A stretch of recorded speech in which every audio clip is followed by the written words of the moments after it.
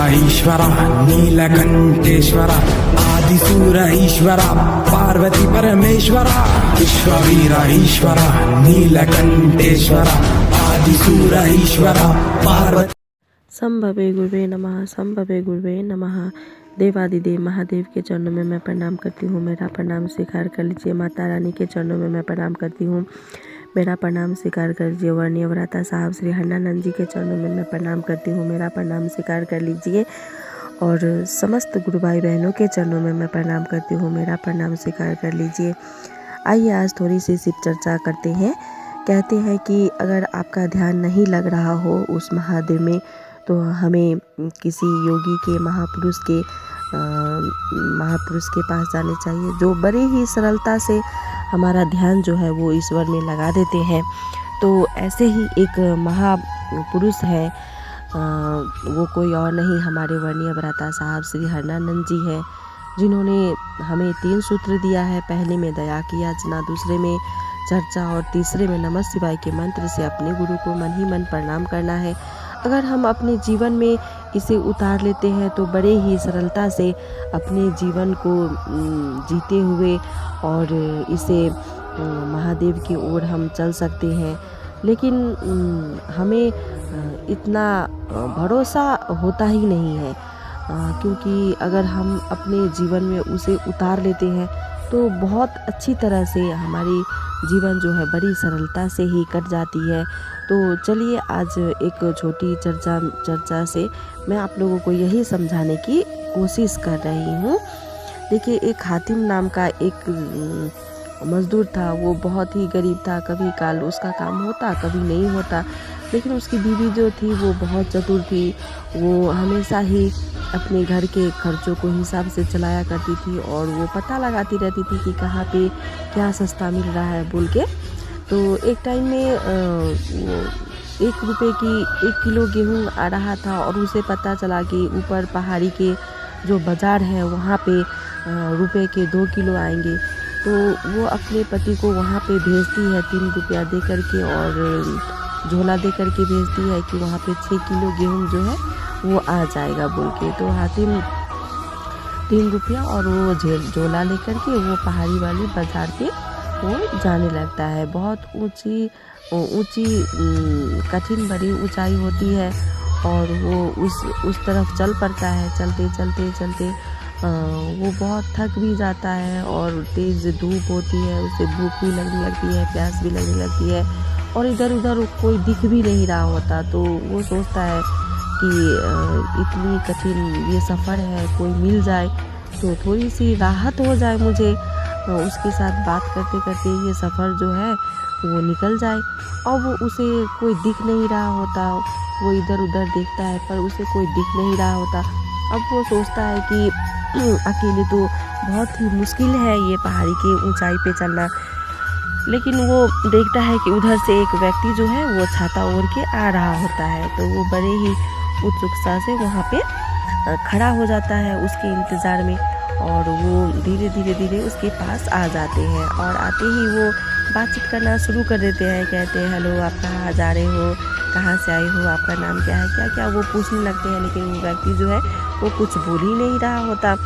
तो ये बार बार पूछने पर भी जब कुछ नहीं बोलते हैं तब जाके वो व्यक्ति कहता है कि मैं ऐसे ही नहीं बोलता, मेरे तो बोलने के भी पैसे लगते हैं। अब वो आतरज में पड़ जाता है कि ये कैसा इंसान है जो बोलने का भी पैसा लेता है। चलो 1 रुपया खर्च के देख ही लेते हैं कि ये बोलता क्या है। तो उसे वो 1 रुपया देते हैं। 1 रुपया देते हैं तो वो कहते हैं कि जिंदा इंसान का तो कोई सुनता ही नहीं, मुर्दों का कोई क्या सुनेगा। तो वो कहते हैं कि हाँ, बात तो इसने बड़े पते की है कि जिंदा इंसान का तो कोई सुनता ही नहीं, मुर्दों का कोई क्या सुनेगा। अब वो फिर ये कह के चुप हो जाते हैं। अब ये सोचते हैं कि बात तो ये बड़े पते की कर रहे हैं, चलो 1 रुपया और दे करके कुछ समझ लें। तो 1 रुपया और उसे देते हैं। तो वो कहता है कि कोई भी काम करने से पहले 4 इंसान से समझ ले। अब वो कहता है हाँ, ये बात भी बड़े पते की है। तो फिर वो सोचते हैं कि चलिए अब तो 1 रुपया ही मेरे पास बचा है, अगर मैं घर खाली हाथ गया फिर भी मुझे बात तो सुनना ही है और अगर मैं कुछ लेके गया फिर भी इससे अच्छा है कि ये पैसा भी मैं इसी पे खर्च कर देता हूँ। अब वो जो उसके पास 1 रुपये बचे थे वो भी उसे दे दिया। अब उसे पूछने लगा कि अब कुछ तो कहिए, तो वो कहता है कि कहीं भी बैठने से पहले हाथ से टटोल ले। तो कहता है हाँ ये बात भी बड़े पते की कही है। कहते कहते वो अपने सफ़र को तय कर लेता है और वहाँ वो बाज़ार तक पहुँच जाता है। वो व्यक्ति भी अपने वो भी आगे की ओर निकल जाता है। अब वो वहाँ बाज़ार में पहुँच तो जाता है। वो सोचता है कि लो मैंने तो सारे पैसे जो है 3 रुपये मेरे पास थे ही, वो भी मैंने खर्च कर लिया। अब मैं क्या करूँ, बाज़ार तो मैं पहुँच गया हूँ लेकिन मेरे पास तो पैसे है ही नहीं। ये चिंता में वो वहाँ पे थोड़ी देर के लिए बैठ जाता है। बैठ के इधर उधर देख ही रहा होता है कि उसे दिखता है कि बहुत ज़्यादा भीड़ लगा हुआ है और वहाँ पे बहुत भीड़ लगी हुई है। तो वो सोचता है कि चलो यहाँ पे क्या हो रहा है, जाके थोड़ा देख लेते हैं। वो वहाँ पे पहुँचता है और पहुँच के वो देखता है कि यहाँ पे क्यों भीड़ लगा हुआ है। तो उसे एक मुर्दा दिखाई देता है और वो मुर्दा के एक साहूकार का जो लड़की का शादी होती है, बारात आया होता है और वो लाश दे करके कोई भी वहाँ पे खाना नहीं खा रहा होता है। उसका विवाह का, उसकी बेटी का जो शादी का था वो सब कुछ रुक गया होता है। तो वो साहूकार बोलता है कि कोई भी व्यक्ति ये मुर्दे को ले जाके फेंक दे, मैं उसे 5 रुपया दूँगी। तो अब वो सोचता है कि उसे उस व्यक्ति का कहा हुआ बात याद आता है कि जिंदा का तो कोई सुनता ही नहीं, मुर्दा का कोई क्या सुनेगा। अब मुर्दा कोई कैसे बताए कि उसका घर का पता क्या है नहीं है। तो वो सोचता है कि चलो मैं ही इसे ले जा कर के ठिकाना लगा देता हूँ ताकि मुझे कुछ पैसे भी मिल जाएंगे। अब वो मुर्दा को अपने पीठ के ऊपर उठा करके वो चल देता है। चलते चलते वो नदी किनारे पहुँचता है। वहाँ जा कर के उसे नदी में फेंकने ही वाला होता है कि वहाँ पे एक चील मिल जाता है। चील कहता है कि भैया देखो मैं तो कई दिनों से भूखा हूँ, मेरा सारा परिवार भूखा है। अगर आप मुझे ये मुर्दा दे दोगे तो हमारा सबका पेट जो है वो भर जाएगा और इसे पानी में अगर फेंक दोगे तो ये तो बहते बहते इधर से उधर पता नहीं किधर चला जाएगा। तो वो भी सोचता है कि हाँ चलो ये किसी का काम तो आएगा। वो मुर्दा को उसे के पास छोड़ देता है। तो वो चील कहता है कि देखिए भैया इसके गले में एक मोती का माला है जो मेरे काम के तो है नहीं, शायद आपके काम लगे, आप ले लीजिए। वो माला को वो उतार लेता है और उतार के वो फिर वो बाज़ार की ओर जाने लगता है। बाज़ार की ओर जा कर के वो सोचता है कि चलो इसे भी बेच लेते हैं, कुछ तो पैसे मिल जाएंगे। अब वो एक दुकान में जाता है बेचने के लिए। तो उसे कहते हैं कि ये तो 500 का है। तो वो सोचता है कि वो जो रास्ते में इंसान मिला था उसने कहा था कोई भी काम करने से पहले 4 व्यक्ति से पूछ ले, तो क्यों ना मैं 4 दुकान में जाके पूछ लूँ। तो वो फिर दूसरा में जाता है तो वहाँ फिर 1000 कहता है। फिर वो तीसरा में जाता है तो 1500 कहता है। फिर वो चौथा में जाता है तो 2000 कहता है। तो लास्ट में वो 2000 में बेच देता है। तो देखिए उसके पास तो पहले 3 ही रुपये होते हैं, अब तो बहुत ज़्यादा पैसे हो गए हैं क्योंकि 2000 में उसने माला भी बेच ली है, 5 रुपये उसके पास भी है। तो वो थोड़ा सा धनवान हो जाता है। तो बहुत अब वो बाज़ार में इधर उधर घूमते घूमते बहुत अंधेरा हो जाता है। वो सोचता है कि इतने पैसा लेकर के रात बिरात मुझे जाना अच्छी बात नहीं है और नीचे की तरफ रास्ता काफ़ी गहराई है, अगर मैं गिर उड़ गया या मुझे जंगली जानवर उनवर खा गए, ये सोचते वो सोचता है कि आज रात हम यहीं रुक जाते हैं।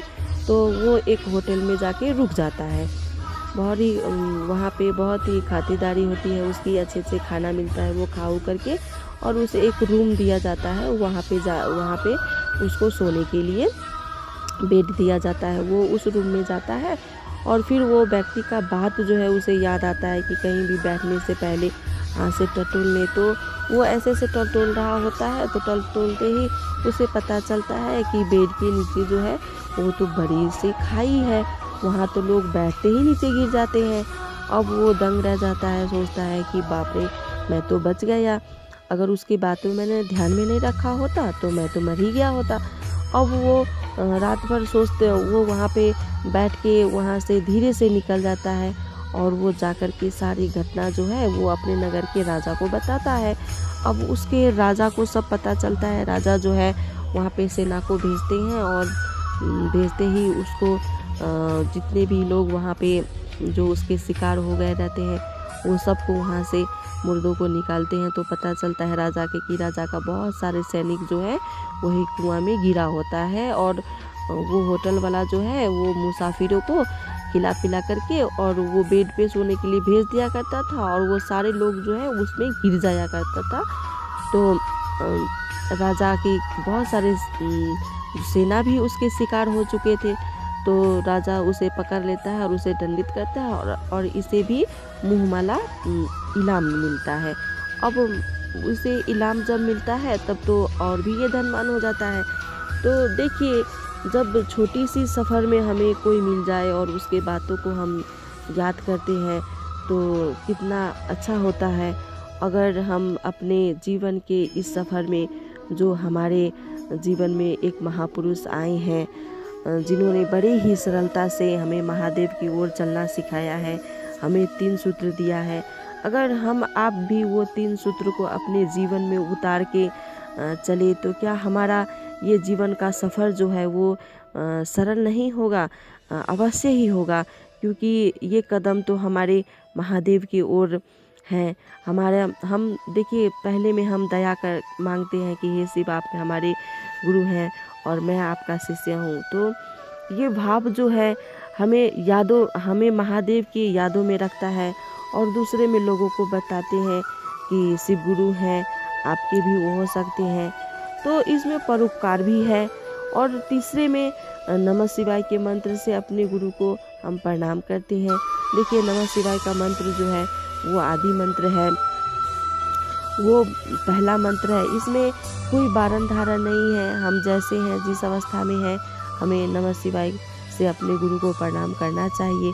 तो आइए हम और आप भी ये 3 सूत्रों को अपने जीवन में उतारें और अपने जीवन को बड़े ही सरलता से आसानी से काट सकें। हर हर महादेव।